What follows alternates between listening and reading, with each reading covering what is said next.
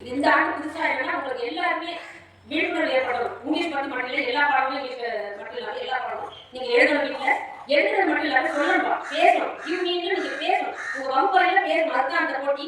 சும்மா எழுதிட்டு வந்தா மட்டும் பார்த்தாது. இன்னைக்கு கிவ்மீ அப்படிங்கிறத எந்த வகுப்பு அதிகமாக பயன்படுத்துறீங்கன்னு பார்க்கணும். அதுக்கு பரிசு உண்டு. அடுத்து வந்து இந்த வருஷம் வந்து நம்ம போன வருஷத்துல எஸ்எம்சி திருவனந்தபுரம் அளவில் நம்ம பள்ளியை வந்து சிறப்பு பள்ளியாக தேர்ந்தெடுத்திருக்காங்க.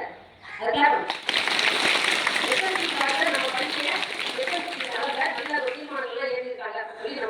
தேர்ந்தெடுத்திருக்காங்க. அதுக்கு ஒரு மிகப்பெரிய பாராட்டு பண்ணியிருக்காங்க. அடுத்து பார்த்தீங்கன்னா போன வருஷம் நான் கார் கொடுக்குறது, அடுத்து வந்து பிரைஸ் கொடுக்குறதெல்லாம் பள்ளி ஒவ்வொரு மாணவிகளுக்கும் தட்டத்தை கொடுத்தோம் இல்லையா? ஃபர்ஸ்ட் மார்க் ஒவ்வொரு டெஸ்ட்லேயும் கொடுத்தோம். இப்போ வந்து வகுப்பு, ஒட்டுமொத்த வகுப்பு யார் எல்லாரும் பாஸ் ஆகணும், அந்த டீச்சருக்கு அந்த வகுப்புக்கு வெளியில நம்ம ஸ்டார்ட் கொடுக்கணும். சரியா? அந்த வகுப்பு அத்தனையும் பாஸ் ஒவ்வொரு தேர்வையும் அப்படிங்கிற மாதிரி இருக்கும். அடுத்தது அந்த வகுப்பு ஆசிரியரை நிற்க வச்சு நம்ம வந்து அந்த வகுப்பு போற எல்லா ஆசிரியருக்கும் வாழ்த்து தெரிவிக்க போறோம் இல்லையா?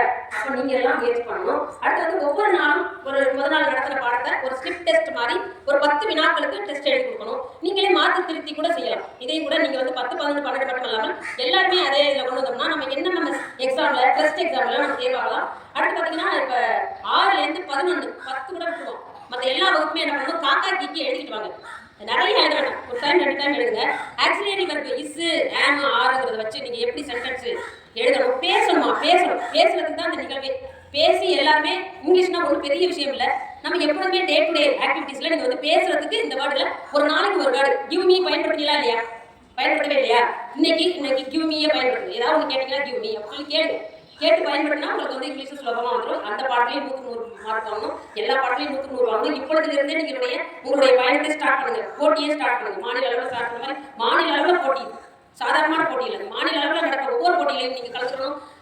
எக்ஸாம் மட்டும் இல்லாமல் பேச்சு போட்டி, கட்டுரை போட்டி, எல்லா போட்டியும் வருது. எல்லாத்துலேயும் நீங்கள் கலந்து கொண்டு இந்த வருடம் சிறந்த பள்ளியாகவும் நல்ல முதல் பள்ளியாகவும் தேர்ந்தெடுக்க உங்களுடைய ஒத்துழைப்பு வேண்டும் என்று கேட்டுக்கொள்கிறேன். நன்றி.